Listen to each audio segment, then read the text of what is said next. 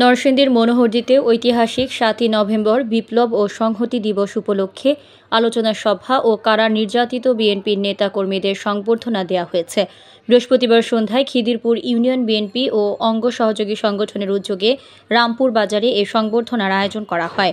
নরসিংদী সরকারি কলেজের ছাত্র সংসদের দুইবারের নির্বাচিত সম্পাদক ও জেলা যুবদলের সদস্য খম কামরুল ইসলামের সভাপতিত্বে ও ছাত্রদল নেতা সৈয়দ মোহাম্মদ আজাহারুল ইসলামের সঞ্চালনায় উপস্থিত ছিলেন সাবেক ইউনিয়ন বিএনপির সভাপতি আবুল কালাম আজাদ, বীর মুক্তিযোদ্ধা শহীদুল্লাহ মিলিটারি, সাবেক সাংগঠনিক সম্পাদক রাশেদ মানিক, কৃষক দল নেতা রেনু মেম্বার, জেলা জজ আদালতের সহকারী সরকারি প্রকৌশলী এজিসি K M advocate Amirul Islam, Anwar Hossain সহ আরও অনেকে।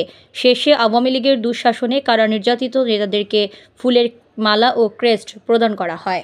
৭ই নভেম্বর এই উপলক্ষে বিপ্লব ও সংহতি দিবস উপলক্ষে আমরা একটা আলোচনা আয়োজন করেছি। পাশাপাশি আপনারা জানেন এই খিদিরপুর ইউনিয়ন বিএনপির গাঁঠি। এই খিদিরপুর ইউনিয়নে বিগত আওয়ামী লীগ সরকার আমলে, আওয়ামী লীগের দুঃশাসন, অবৈধ সরকারের আমলে এই ইউনিয়নের অনেক মানুষ নির্যাতিত হয়েছে, কারাবন্দী হয়েছে। এই কারাবন্দী নেতাদেরকে আমরা আজকে সম্বর্ধনা দেব খিদিরপুর ইউনিয়ন বিএনপির পক্ষ থেকে, আমার পক্ষ থেকে, সবার পক্ষ থেকে। আগামী দিনে রাষ্ট্রনায়ক জনাব তারেক রহমানের নেতৃত্বে আমরা ঐক্যবদ্ধ। আমাদের নেতা তারেক রহমান, দেশনেত্রী খালেদা জিয়া নেতৃত্বে আমরা ঐক্যবদ্ধ। আগামী দিনে আমাদের মনোদ্দীপালবা থেকে যিনি মনোনয়ন নিয়ে আসবেন ধানের শীষ মার্কা, তার পক্ষে আমরা নির্বাচন করব।